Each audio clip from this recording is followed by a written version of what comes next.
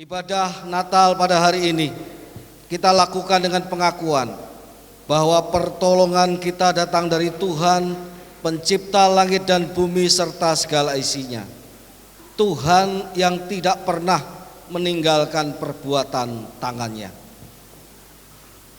Turunlah atas kita sekalian kasih karunia dan damai sejahtera dari Allah Bapa, Anak dan Roh Kudus di dalam ibadah Natal pada pagi hari ini. Kami beribadah kepadamu ya Tuhan pada hari ini dengan penuh sukacita. Kami boleh merayakan akan kasih Allah akan seisi dunia ini, sehingga Engkau telah memberikan anakmu yang tunggal, Yesus Kristus Tuhan, kepada kami, hadir sebagai manusia, dan dalam keadaannya sebagai manusia Ia setia, bahkan setia sampai mati di kayu salib. Kami mengucap syukur karena oleh kehendak-Mu, kebaikan-Mu kepada kami, Yesus Kristus menyatakannya dengan bangkit dari antara orang mati. Dan hari ini kami merayakan awal mula dari semua karya Allah, kelahiran Yesus Kristus di muka bumi ini untuk menyelamatkan seluruh isi dunia ini. Mari berkatilah ibadah ini ya Tuhan, dari awal sampai pada akhirnya. Engkau saja yang kami sanjung, Engkau saja yang kami puja, Engkau saja yang layak diagungkan karena kebaikan-Mu luar biasa. Kami mengucap syukur, di dalam nama Tuhan Yesus kami berdoa. Amin. Selamat beribadah Natal. Tuhan Yesus memberkati kita semuanya. Semangat ya Bapak Ibu.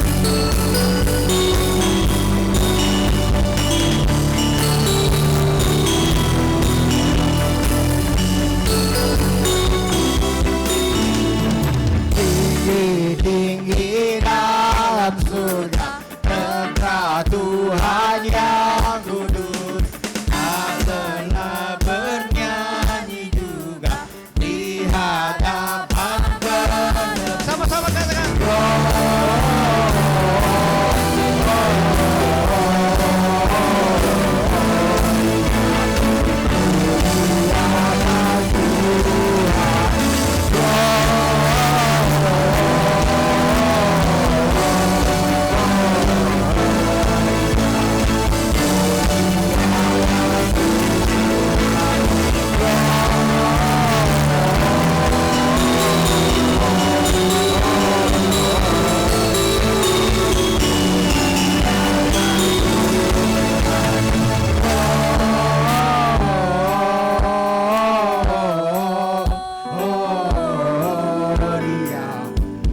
Muliakan Tuhan.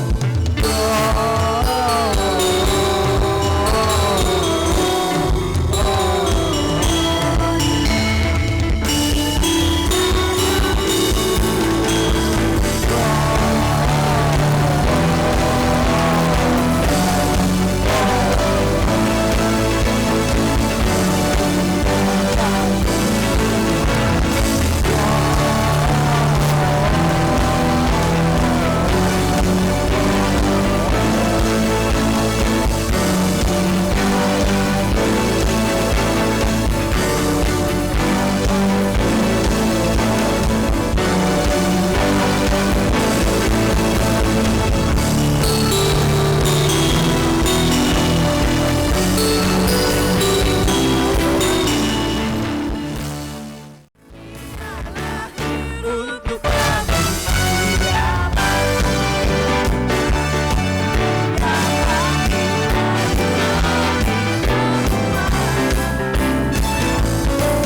dia itu sobat kami.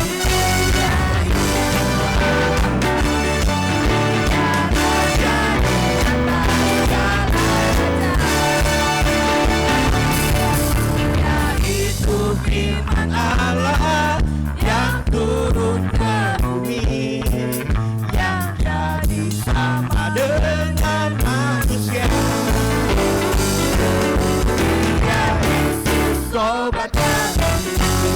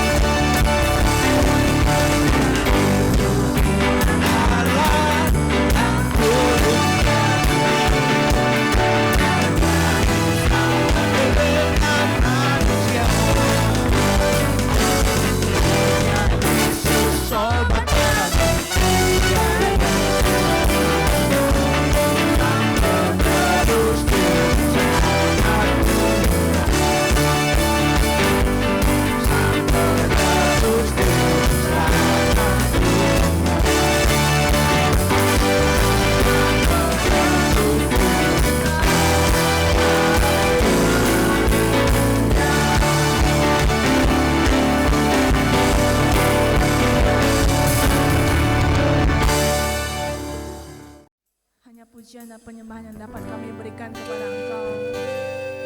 Dalam setiap hati kami ya Bapa,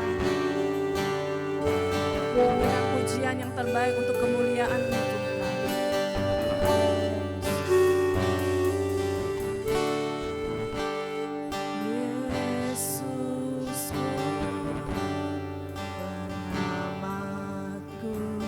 Tiada yang seperti Engkau. Setiap hari ku memuji keajaiban kasih-Mu, penghibur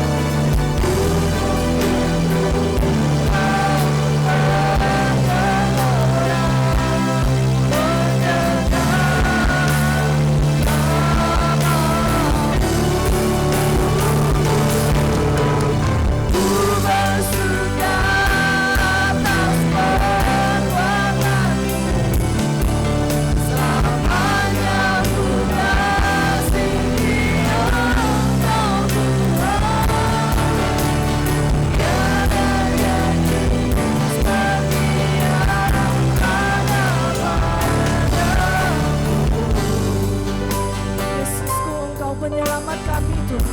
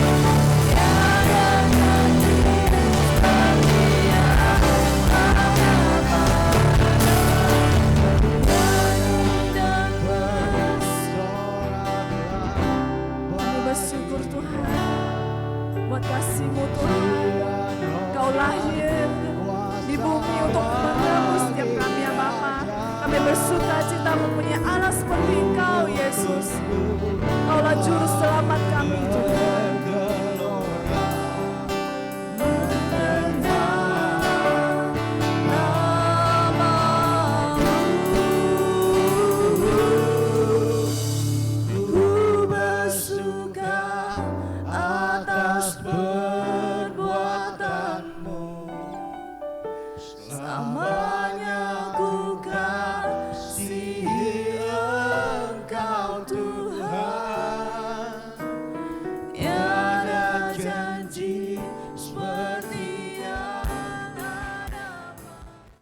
Tidak pernah ada janji yang seperti ada padamu ya Tuhan. Sungguh tidak ada janji yang seindah yang ada pada Engkau.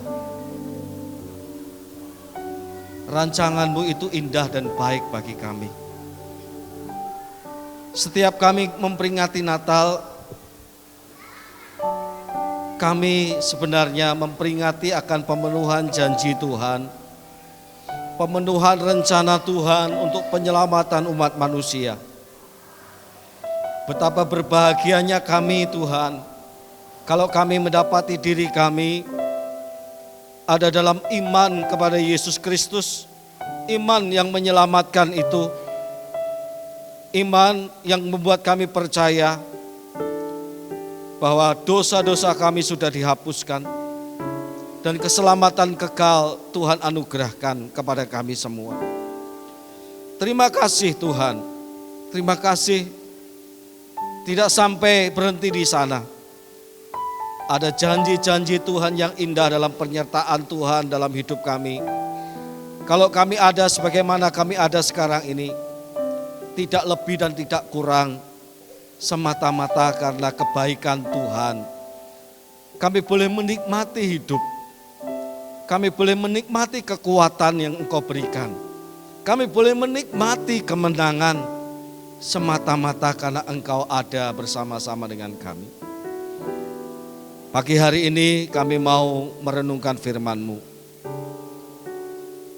Biarlah firman-Mu menguatkan kami akan janji Allah dalam kehidupan kami. Janji akan kemuliaan, janji akan segala yang baik yang Tuhan berikan kepada kami. Mari Allah Roh berfirmanlah, pakailah hamba-Mu dan biarlah hamba-Mu boleh menyampaikan apa yang menjadi isi hati-Mu kepada seluruh jemaat-Mu. Urapi kami semua. Di dalam nama Tuhan Yesus kami berdoa. Amin. Puji nama Tuhan. Jemaat yang dikasihi oleh Tuhan, Shalom. Selamat Natal tahun 2023 dan selamat menyongsong tahun baru 2024. Hari ini kita akan bersama-sama sejenak merenungkan firman Tuhan. Lanjutan dari khotbah malam Natal kemarin, mari kita buka Alkitab kita di dalam surat Roma pasal 15 ayat yang ketiga, ayat yang keempat sampai ayat yang keenam. Surat Roma pasal 15 ayat yang keempat sampai ayat yang keenam.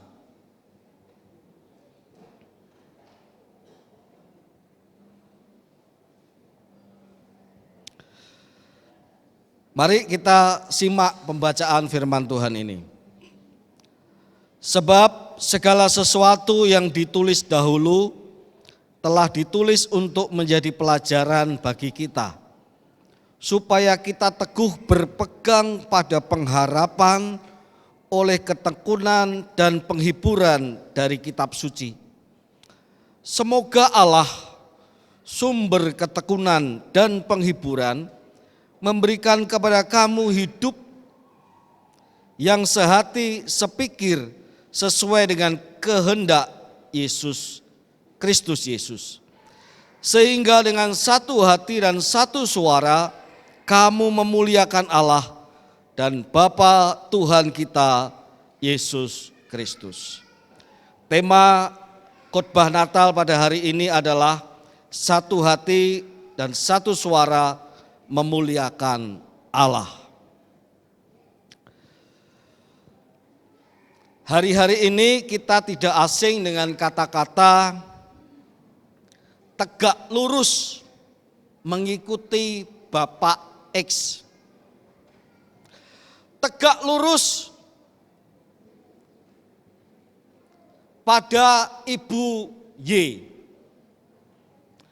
Tegak lurus artinya sehati, sepakat, dan satu suara, tidak ada suara yang berbeda untuk mendukung salah satu orang-orang yang mereka tokohkan, jemaat yang dikasihi oleh Tuhan. Namun di tengah-tengah kata tegak lurus itu kita dapati tetap ada orang-orang yang bisa bergeser ke kanan, ke kiri, lompat ke sana, lompat ke sini.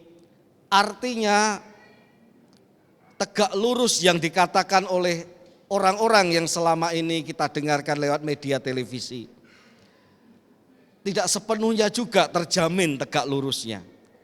Karena belum tentu setiap orang itu sehati dengan mereka. Belum tentu setiap orang itu satu suara dengan mereka. Kalau dari golongannya sendiri itu belum satu hati, satu suara, bagaimana bisa mengharapkan orang yang di luar golongan mereka? Tetapi ketika saya membaca ayat-ayat ini, saya diingatkan akan tegak lurusnya peristiwa Natal itu. Tegak lurusnya para malaikat dan bala tentara surga kepada Yesus Kristus Tuhan. Sehingga ketika mereka memberitakan berita Natal itu kepada para gembala, lalu mereka memberitakan bayi yang dibungkus dengan lampin dan dibaringkan dalam palungan itu kepada para gembala. Dan setelah itu mereka menyerukan bersama-sama serentak, malaikat pembawa berita dan sebanyak mungkin bala tentara surga berkata dengan pujian, kemuliaan bagi Allah di tempat yang maha tinggi dan damai sejahtera di bumi di antara orang-orang yang berkenan kepadanya. Tidak ada yang melantunkan yang berbeda. Tidak ada yang punya hati yang berbeda. Tidak ada yang punya suara yang berbeda. Malaikat dan bala tentara surga itu tegak lurus pada Yesus Kristus.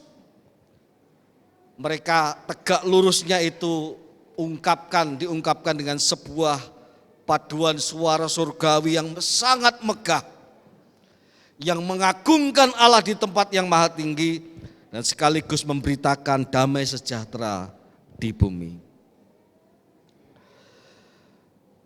Jemaat Gereja Isa Al-Masih Pontianak yang oleh kehendak Tuhan sampai sedetik ini, sampai sekarang ini, Tuhan menghendaki saya untuk menjadi gembala, menggembalakan jemaat di Gereja Isa Al-Masih Pontianak ini, tentu bersama-sama rekan-rekan rohaniwan, bersama dengan rekan-rekan penatua, bersama dengan rekan-rekan majelis, pengurus seksi. Saya mau katakan kerinduan terdalam dalam hati saya adalah jemaat Gereja Isa Al-Masih Pontianak tegak lurus pada Yesus Kristus Tuhan. Amin. Tegak lurus, tidak goyang. Hatinya hanya kepada Kristus. Pandangannya tertuju kepada Kristus. Tidak mau diombang-ambingkan ke sana kemari oleh berbagai macam hal, oleh berbagai macam rupa-rupa perkara-perkara di dunia ini yang bisa membuat orang kemudian mengambil suara-suara yang lain, mendengarkan suara-suara yang lain, memilih suara-suara yang lain selain tegak lurus kepada Yesus Kristus. Tentu saya tidak menghendaki demikian. Tapi kita mau bersama-sama tegak lurus kepada Tuhan Yesus Kristus. Dan berita Natal pada pagi hari ini kita mau mendengarkan 3 hal Kalau kita itu rindu untuk tegak lurus kepada Yesus Kristus, punya satu hati dan satu suara untuk memuliakan Allah, membawa gereja ini mencerminkan kemuliaan Allah, sama seperti suara malaikat dan para bala tentara surga itu menggema, memuliakan Allah di langit Bethlehem. Bagaimana kita itu dapat menjadi satu hati dan tetap satu suara untuk memuliakan Allah. Yang pertama tentu adalah dikatakan dalam ayat yang kelima, semoga Allah sumber ketekunan dan penghiburan mengaruniakan kepadamu kerukunan, mengaruniakan kepadamu kerukunan, yaitu hidup yang sehati sepikir sesuai dengan kehendak Kristus Yesus. Bukankah Tuhan pernah berdoa semasa dia melayani dan tercatat dalam Injil Yohanes, ya Bapa, jadikanlah mereka ini satu. Satu itu artinya utuh. Satu itu artinya bulat. Satu itu artinya tak terpisah. Satu itu tak terpecah.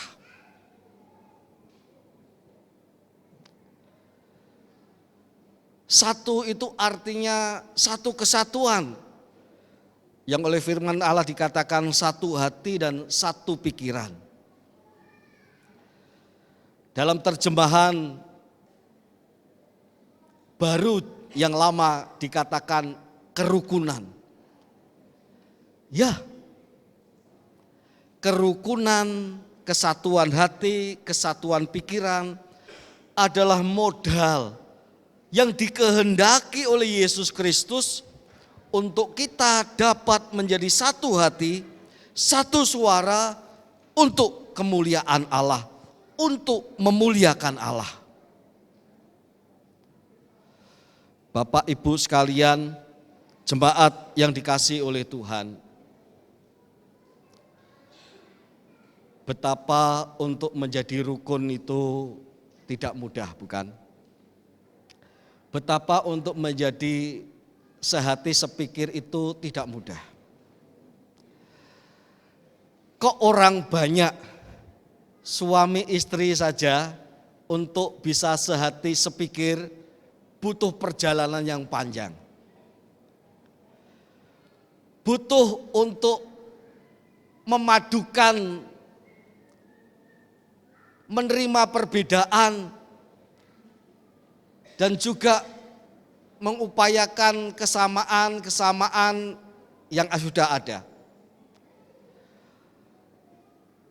Apalagi kita kalau orang banyak seperti ini. Itu tidak mudah. Tetapi itu mungkin dan bisa. Kenapa? Kalau kesehatian, kesepikiran, kerukunan itu menjadi sesuatu yang tidak mungkin firman Tuhan mencatat bahwa kerukunan itu adalah kehendak Kristus Yesus. Memang ada kenyataan, ada kemungkinan umat Tuhan itu terpecah-pecah. Kalau tidak demikian, Kristus Yesus tidak berdoa, Bapa jadikan mereka ini satu.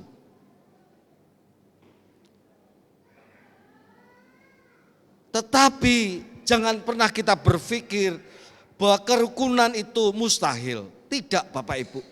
Kita harus menanamkan pola dalam pikiran kita bahwa kesatuan hati, kesepikiran itu mungkin karena itu dikehendaki oleh Allah.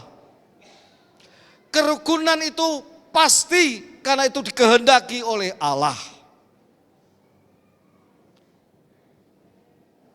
Ketika saya itu banyak hal mendapati keteladanan dari berbagai macam hal berkaitan dengan menjaga kerukunan.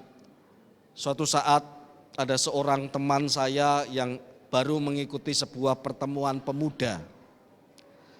Saya tidak sebutkan organisasinya apa, ya. Tentu ini organisasi bukan Kristen, Bapak Ibu. Bukan Kristen artinya tidak berlabel agama gitu ya, ini umum. Dalam sebuah acara kepemudaan, waktu itu saya diajak untuk ikut,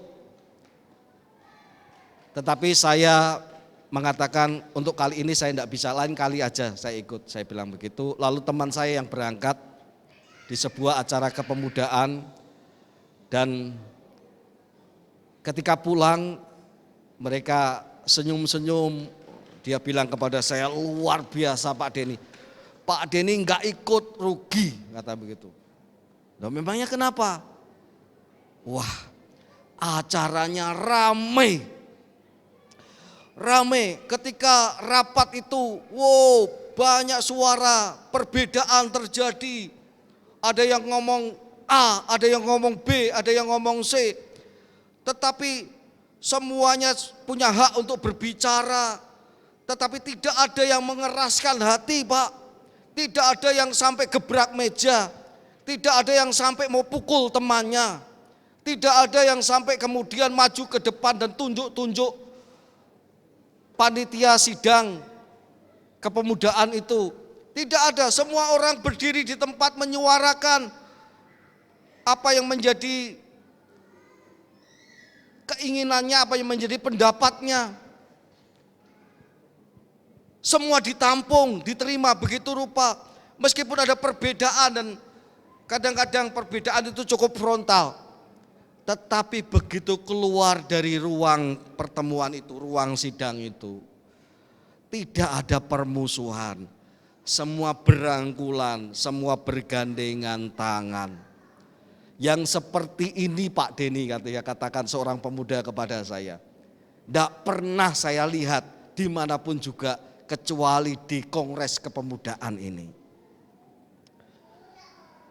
Bapak Ibu sekalian yang dikasihi oleh Tuhan, kalau sebuah organisasi yang tidak berdiri, yang tidak tahu akan kehendak Yesus Kristus untuk kerukunan dan menjaga kesehatan dan kesepikiran, bisa begitu rupa menjaga persaudaraan. Meskipun beda pendapat, kamu kalau beda pendapat bukan musuhku. Kalau kamu beda pendapat dengan aku, bukan berarti kamu itu sentimen dengan aku. Tapi mereka sama-sama diikat oleh satu kesatuan saudara. Satu perjuangan bersama. Sehingga apa yang mereka alami dalam perbedaan itu, mereka tetap menjaga persatuan dan kerukunan. Tidak ada saling benci, adanya bergandengan tangan keluar dari ruang sidang. Tidak ada yang gontok-gontokan, tidak ada yang pulang dengan sakit hati, tetapi dengan semangat persaudaraan. Jemaat yang dikasihi oleh Tuhan, kalau kongres pemuda saja seperti itu, saya sangat percaya Gereja Isa Al-Masih Pontianak yang berdiri tegak lurus kepada Yesus Kristus akan bisa menjadi sebuah jemaat yang sehati sepikir, hidup rukun bersama, saling support dukung satu sama lain untuk kemuliaan Tuhan. Beri kemuliaan Tuhan, haleluya.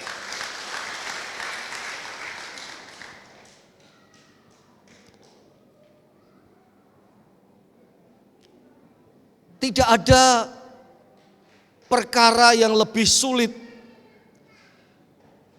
yang bisa menahan setiap orang, keluarga ataupun gereja Tuhan. Kalau gereja Tuhan itu sehati sepikir, menjaga kerukunannya, menjaga kesatuannya, tidak ada perkara yang bisa memecahkan. Percayalah, tidak ada hal yang bisa merobek persaudaraan kita. Yang kedua, apakah kerukunan saja cukup? Oh, tentu tidak. Ada orang, kata-kata dari suku Jawa berkata begini, mangan ora mangan kumpul. Ya, Pak Dirgo tahu itu. Itu biasa diomongkan orang Jawa di mana-mana. Mangan ora mangan kumpul. Artinya makan atau tidak makan yang penting kumpul. Gitu ya. Yang penting rukun. Yang penting bersama-sama. Tentu kata-kata ini banyak dikritik oleh anak-anak muda zaman sekarang ini. Ya tidak mungkin orang itu yang merantau, orang Jawa itu merantau, tidak suka kumpul. Kumpul kalau tidak makan ya percuma, kan begitu ya. Merantau saja. Tetapi yang dimaksud orang Jawa sebenarnya adalah betapa kerukunan itu berharga bagi bagi orang-orang Jawa. Bahwa kerukunan itu berharga bagi orang Jawa. Tapi yang jelas kerukunan perlu diikat. Ikatannya tentu bukan soal makan dan minum. Ikatannya adalah soal pengharapan.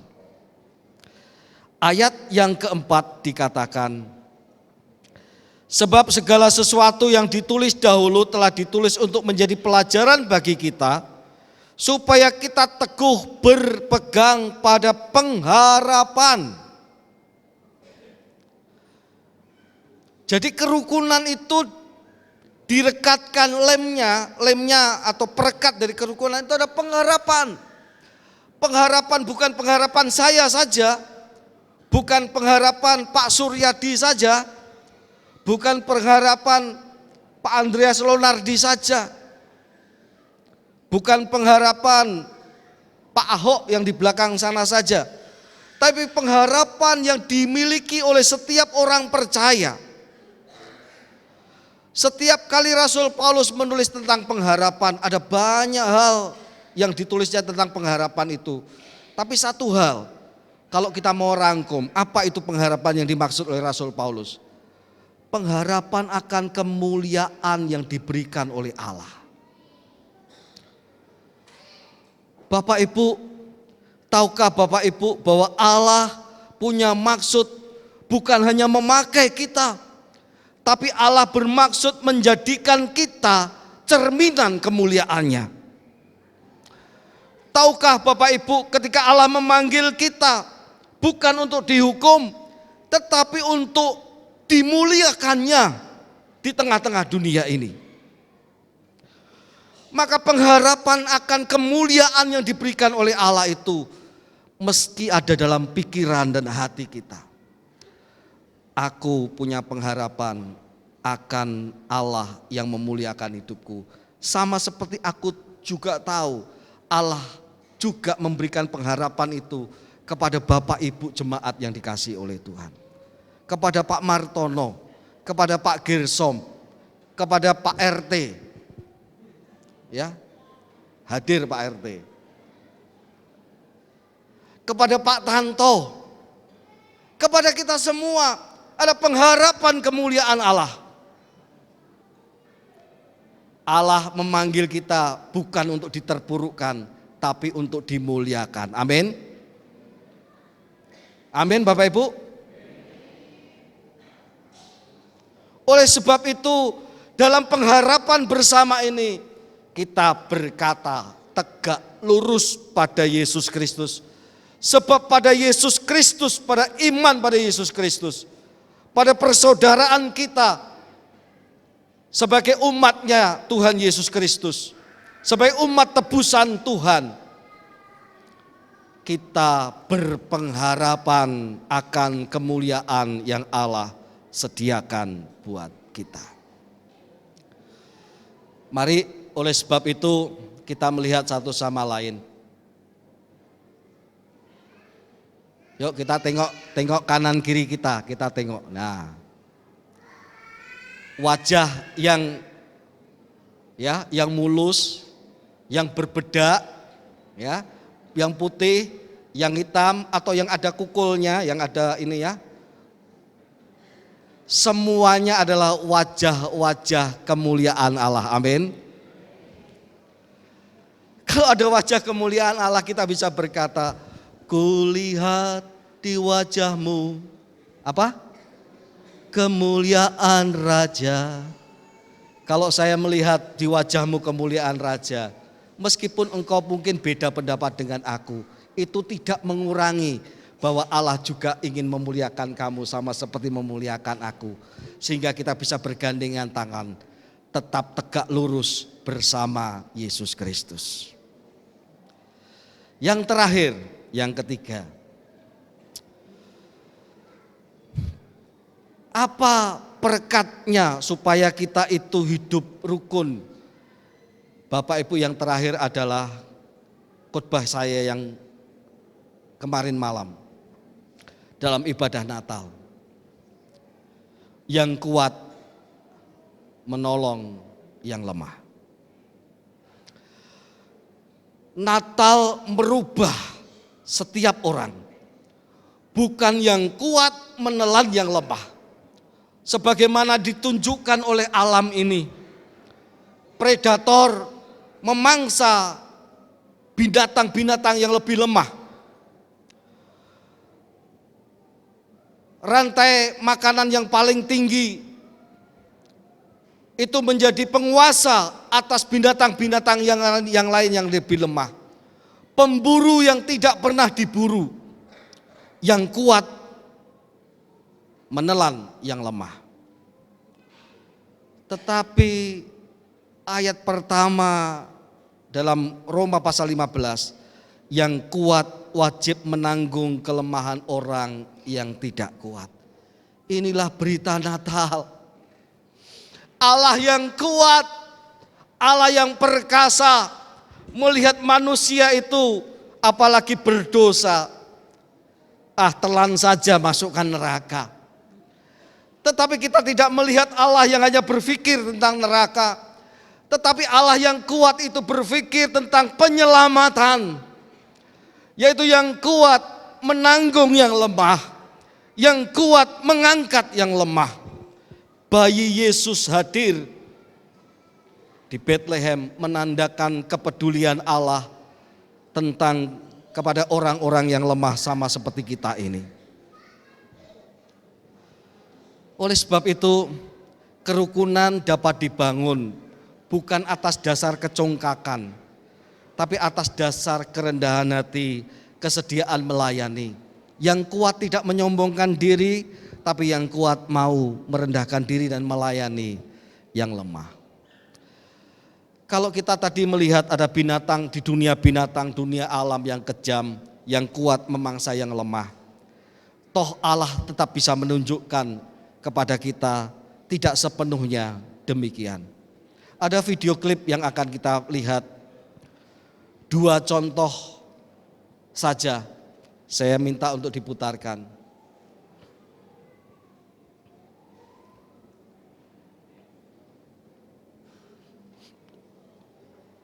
Kita akan melihat binatang-binatang yang kuat, punya belas kasihan, punya seperti dia punya empati untuk menolong gitu ya. Kita akan lihat. Nunggunya lebih lama daripada durasi videonya.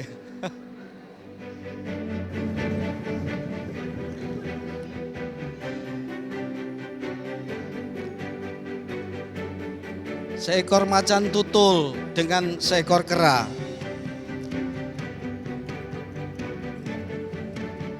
Bagaimana seekor orang utan menyelamatkan burung yang hampir tenggelam.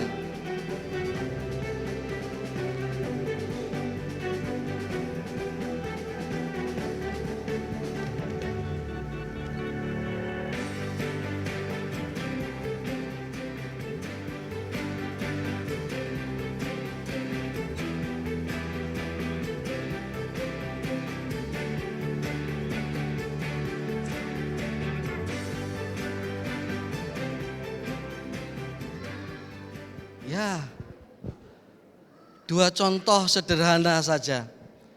Bagaimana mungkin seekor macan tutul menyelamatkan seekor bayi kera dari ancaman hiena.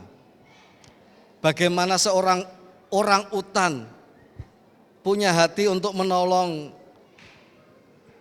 seekor bayi burung yang hampir tenggelam. Saya tidak tahu kesudahan dari film ini. Tapi yang jelas ada rasa kasih sayang yang ditunjukkan hewan-hewan yang kuat ini kepada yang lemah. Bapak Ibu, merawat kerukunan itu artinya kita mesti menanggalkan kesombongan kita. Kalau kita diberi kemampuan oleh Tuhan kuat secara finansial, itu artinya Tuhan menghendaki kita menolong yang lemah. Kalau Tuhan memberikan kita kemampuan berpikir lebih daripada yang lain, itu artinya Tuhan menghendaki kita merendahkan diri untuk menolong mereka yang mungkin mengalami kesulitan.